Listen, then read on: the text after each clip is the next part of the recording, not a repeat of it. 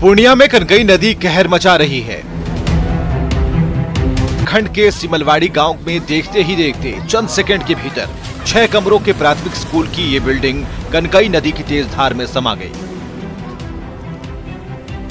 इस इलाके में लंबे समय से कटाव हो रहा है। अब तक कई घर कनकई नदी की आगोश में समा चुके हैं, लेकिन ग्रामीणों की गुहार के बावजूद इस गांव को कटाव से बचाने की पहल नहीं की गई। ऐसे में एक के बाद एक घर और स्कूल नदी की तेज धार में समाते जा रहे हैं और बच जा रहे हैं उनके मलबे।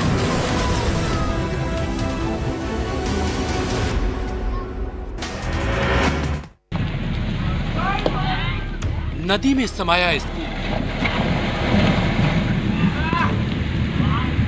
और देखते ही देखते गोपालगंज के मझरिया मिडिल स्कूल की ये 2 मंजिला इमारत गंडक नदी की तेज धार में विलीन हो गई। सालों पहले लाखों रुपए से बने इस स्कूल भवन में सैकड़ों बच्चे पढ़ा करते थे, लेकिन आज इस स्कूल भवन ने गंडक नदी में जल समाधि ले ली। मझरिया के ग्रामीणों ने कटाव से बचाव के लिए आला अधिकारियों से कई बार फरियाद की थी, लेकिन उनकी गुहार अनसुनी रही और गंडक नदी एक के बाद एक तमाम इमारतों को अपनी आगोश में लेती जा रही है।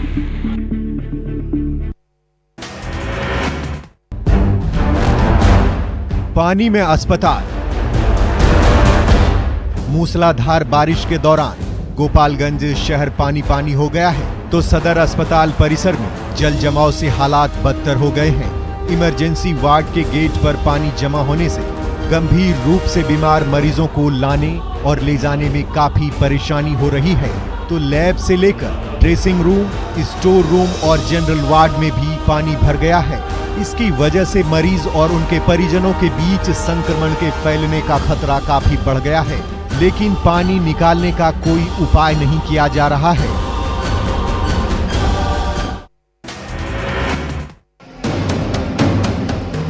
पानी पानी बेगूसराय।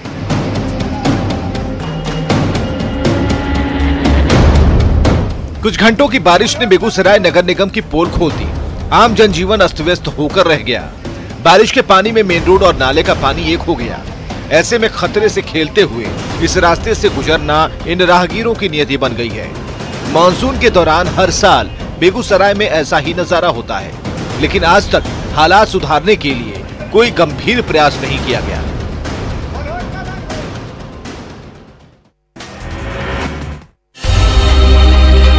बाढ़ ने किसानों को किया बर्बाद।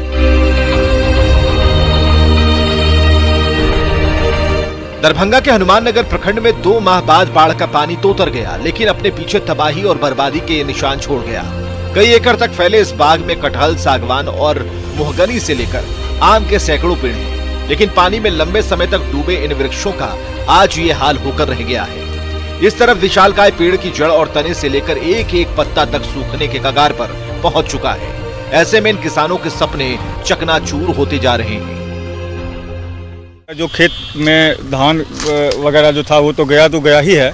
हम लोग बैंक में फिक्स डिपॉजिट की तरह ये सागवान वगैरह का पेड़ लगाए थे, जो आने वाले समय में इसको छोड़ा करके घर का कुछ काम करेंगे, तो ये भी अब बर्बाद हो गया, सूख गया और सरकार की तरफ से भी कुछ हम लोग को मिला नहीं है।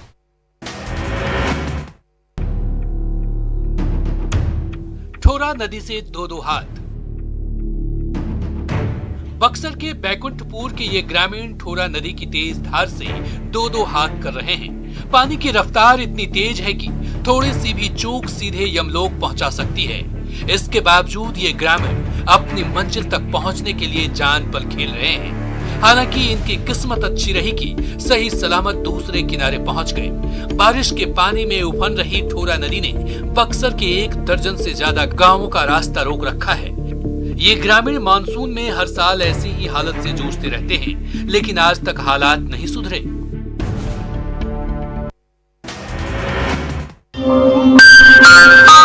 पानी घटा परेशानी नहीं। खगड़िया में गंडक नदी का कहर भले ही कम हो गया है, लेकिन इन ग्रामीणों की परेशानी कम होने का नाम नहीं ले रही। ये वार्ड संख्या 26 का नजारा है, जहां अब भी बाढ़ का पानी जमा है, जिसमें दर्जनों घर से लेकर चापाकल तक डूबे हैं। ऐसे में बचा खुचा सामान और छोटे छोटे बच्चों के साथ इन बाढ़ पीड़ितों ने पिछले कई महीनों से सनहौलीगंज के इस स्कूल के भवन में शरण ले रखी है, लेकिन आज तक न तो कोई सुविधा मिली और न रहने का कोई ठिकाना मिला। क्यों नहीं, तो दिक्कत से है, दोनों तरफ पानी है, घर गिरा हुआ है, रास्ता भी नहीं है, बाल बच्चा को कैसे हम चले जाएंगे घर? रास्ता सूखेगा तब तो हम घर जाएगा।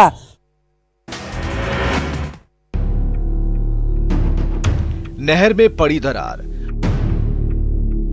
गुमला के घाघरा इलाके के हजारों एकड़ खेतों तक पानी पहुंचाने के लिए करोड़ों रुपए खर्च कर मरसरिया डैम बनाया गया, लेकिन घटिया निर्माण कार्य और ठेकेदार से लेकर अफसरों की लूट खसोट की वजह से निर्माण के कुछ दिन के भीतर ही इस नहर की हालत खस्ता हो गई।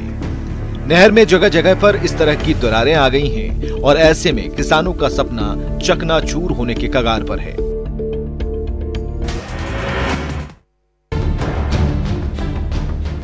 पुल को बांस का सहारा।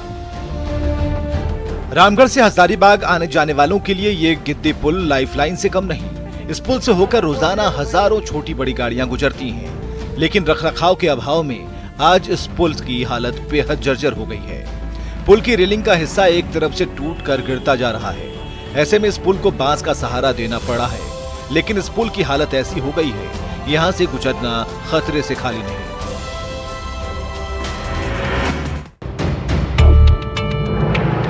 नेताजी का सियासी स्टंट। चुनावी मौसम में अपनी नैया पार लगाने के लिए नेताजी हर हथकंडा आजमा रहे हैं। नाव के खेवनहार बने ये हैं कटिहार के जेडीयू सांसद दुलाल चंद्र गोस्वामी। इन पर कटिहार की 7 विधानसभा सीटों पर अपनी पार्टी और एनडीए गठबंधन की नैया पार लगाने की बड़ी जिम्मेदारी है, तो एक कार्यक्रम में जाने के लिए वो खुद नाव के खेवनहार बन गए हैं। तो चुनावी मौसम में बाइक से फर्राटा भरते दूसरी तस्वीर बरारी के आरजेडी के विधायक नीरज यादव की है। चुनाव नजदीक आ रहा है तो मोटर बाइक चलाकर वो खुद गांव-गांव और गली-गली की खाक छानने में जुट गए हैं।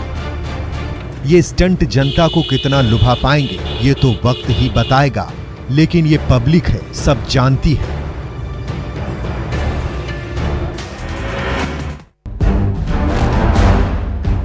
वोट की फिक्र वोटर्स की नहीं।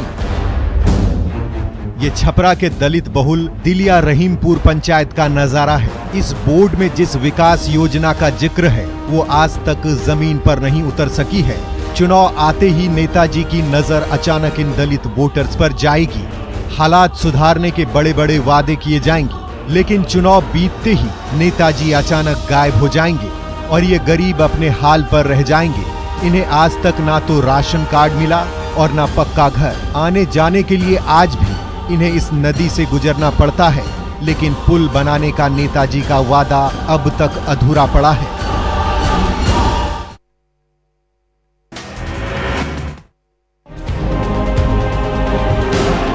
कोरोना काल में वोटिंग का अंदाज। ये गया के मॉडल बूथ का नजारा है। कोरोना काल में वोटिंग का अंदाज बदलने जा रहा है। बूथ के बाहर हैंड सैनिटाइजर आपका स्वागत करेंगे। सैनिटाइज होने के बाद सोशल डिस्टेंसिंग के लिए बनाए गए इन गोलों में खड़े होकर आप अपनी बारी का इंतजार करेंगे।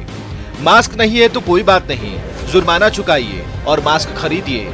तो ईवीएम का बटन दबाने के लिए हर वोटर को मुफ्त में ग्लव्स दिए जाएंगे। गया के हरिदास सेमिनरी स्कूल में बनाए गए इस मॉडल बूथ में मतदाताओं को कोरोना काल में वोटिंग की पूरी प्रक्रिया की जानकारी दी जा रही है।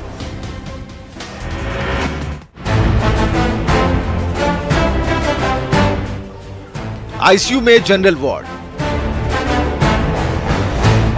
सीतामढ़ी सदर अस्पताल में भर्ती होने वाले गंभीर मरीजों के त्वरित इलाज के लिए 10 साल पहले आईसीयू की बिल्डिंग बनाई गई थी, लेकिन कुप्रबंधन के चलते आज आईसीयू बिल्डिंग के एक हिस्से को जनरल वार्ड तो दूसरे हिस्से को स्टोर रूम में तब्दील कर दिया गया, जबकि गंभीर मरीज बेहतर इलाज के अभाव में असमय मारे जा रहे हैं।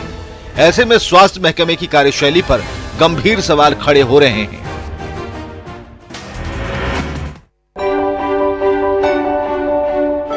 कैनाल मैन को सम्मान।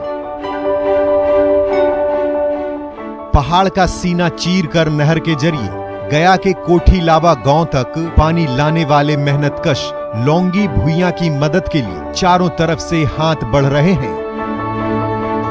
न्यूज 18 पर कैनाल मैन के 30 साल के संघर्ष की कहानी देखकर गया के कई समाज सेवी जिला मुख्यालय से 90 किलोमीटर दूर लुटवा पंचायत पहुंचे और लौंगी भुइयां को सम्मानित किया। साथ ही उन्हें बिहार सरकार की महत्वाकांक्षी जल जीवन और हरियाली योजना का ब्रांड एम्बेसडर बनाने की मांग की गई। जिस तरह से ये निस्वार्थ भाव से 30 वर्षों से गांव के लिए काम किए हैं, सरकार इन्हें सम्मान दे और जल जीवन हरियाली के तहत इनको सम्मानित किया जाए।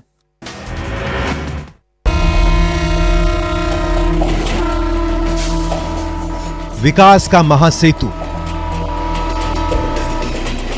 ये 2 किलोमीटर लंबा वो विशाल रेल महासेतु है जो कोसी और मिथिलांचल को सीधे रेल सेवा से जोड़ने जा रहा है। इस ब्रिज के रास्ते सरायगढ़ से आसनपुर कुपहा के बीच 13 किलोमीटर लंबी नई रेल लाइन को हरी झंडी मिल गई है।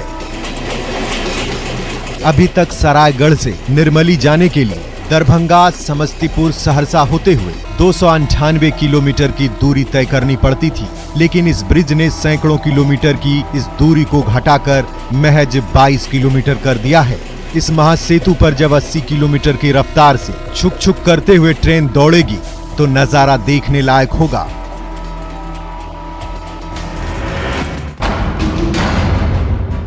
पक्की छत का इंतजार। जमुई के हंसडीह में टूटे फूटे और मिट्टी के इन घरों में आज भी रहती हैं हजारों की आबादी। आजादी के सालों गुजर गए, इस मोहल्ले की किस्मत कभी नहीं बदली। गरीबी, बदहाली और मुफलिसी से इन ग्रामीणों का बरसों पुराना नाता है। इनकी आवाज कई बार आला अधिकारियों से लेकर जनप्रतिनिधियों तक पहुंचाने की कोशिश हुई, लेकिन सभी ने उसे अनसुना कर दिया। ऐसे में ये गरीब ग्रामीण आज भी इन झुग्गी झोपड़ियों में काफी मुश्किल से अपनी जिंदगी गुजार रहे हैं।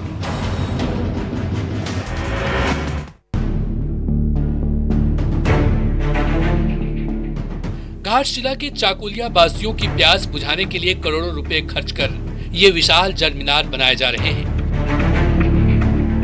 आज 4 साल गुजर गए, ना तो ये वाटर टैंक बनकर तैयार हो सका और ना यहाँ के लोगों को एक बूंद पानी मिल सका।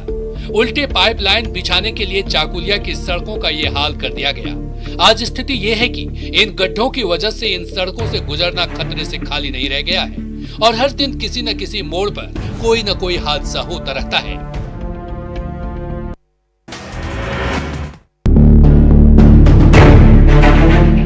गोड्डा के बसडीहा के इन ग्रामीणों ने ECL के राजमहल कोल प्रोजेक्ट के लिए अपना सर्वस्व न्यौछावर कर दिया था।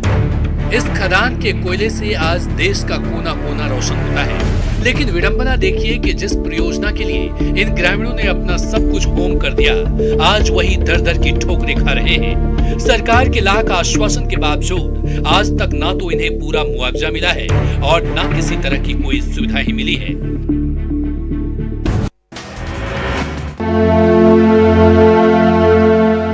कुम्हारों पर कोरोना की मार। यह दरभंगा के कुम्हार पट्टी का नजारा है। इस सड़क के किनारे मिट्टी के बर्तन और मिट्टी की मूर्तियों की ये दुकानें सालों से लगती आ रही हैं। यहाँ भगवान विश्वकर्मा की एक से बढ़कर एक मूर्तियां तैयार की गई हैं। रंग रोगन के जरिए ये कुम्हार इन मूर्तियों को अंतिम रूप देने में जुटे हैं, लेकिन कोरोना की मार की वजह से कोई खरीदार नहीं आ रहा है। ऐसे में इन कुम्हारों की जिंदगी बेरंग होकर रह गई है।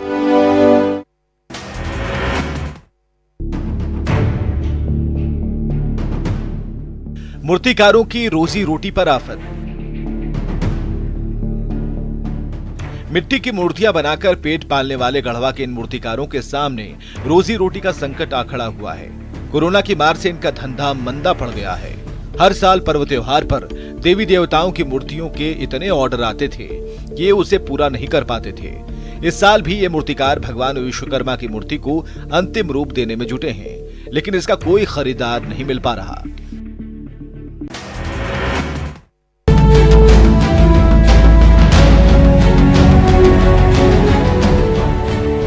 अंगारों पर मेहनत की खेती।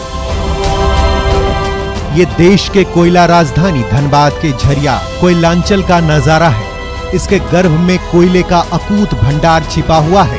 भूमिगत आग की वजह से यहाँ धरती अक्सर धधकती रहती है, लेकिन इन किसानों ने उन्हीं अंगारों के ऊपर मेहनत की खेती कर पूरी दुनिया के सामने मिसाल पेश की है। खून पसीने से खड़ी इस हरी भरी फसल की बदौलत ये पूरा इलाका आज हरियाली से सराबोर हो उठा है। इन खेतों में उगी हरी हरी सब्जियां धनबाद से लेकर बोकारो और गिरिडीह के बाजार तक पहुंच रहा है। लोग यहाँ के किसान मजदूर भाई लोग दूर दूर से आकर यहाँ खेती कर सब्जी उपजाते हैं। ये हमारा गर्व की बात है कि कोयले की नगरी में आपको सब्जी मिल रहा है। जहाँ कोयला मिलना है उसके ऊपर सब्जी उपजाया जा रहा है। नीचे आग है और ऊपर बाग है।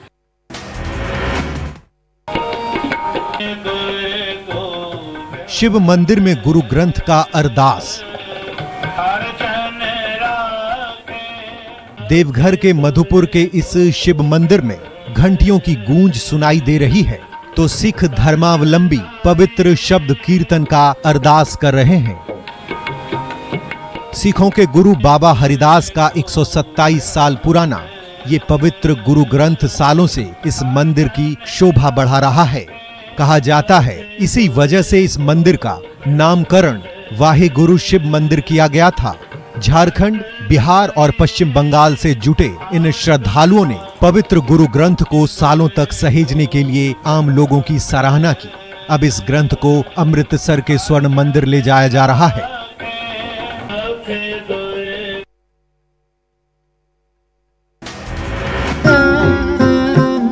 घर घर में भक्ति की धारा।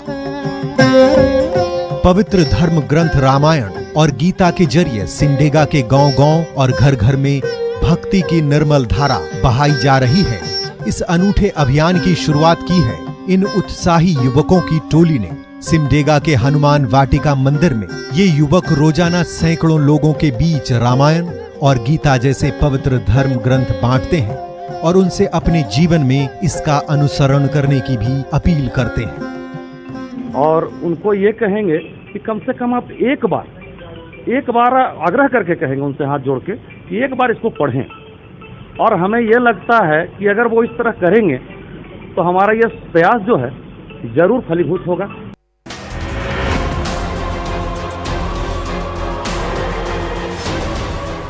बाबा नगरी की नई उड़ान। तीर्थ नगरी देवघर से हवाई यात्रा का सपना जल्द साकार होने वाला है। फिलहाल निर्माण कार्य युद्ध स्तर पर चल रहा है और इस हवाई पट्टी से नवंबर से कॉमर्शियल उड़ान सेवा शुरू करने का ऐलान किया गया है। वो दिन दूर नहीं जब देश विदेश में फैले भक्त एक उड़ान पकड़कर पलक झपकते भोलेनाथ के दरबार तक पहुंच सकेंगे। ये एयरपोर्ट विकास के नए द्वार तो खोलेगा ही, उद्योग धंधों में भी नई जान आएगी। यहाँ से जो बाहर के लोग ज़्यादा आएंगे, कॉर्पोरेट लोगों को आने की जो सुविधा बढ़ जाएगी, तो ये बिजनेस हब बनेगा, बिजनेस एक्टिविटीज़ का हब बनेगा देवघर। और ये आर्थिक दृष्टिकोण से, यहाँ के रोजगार के दृष्टिकोण से स्थानीयता को बहुत फायदा होने वाला है।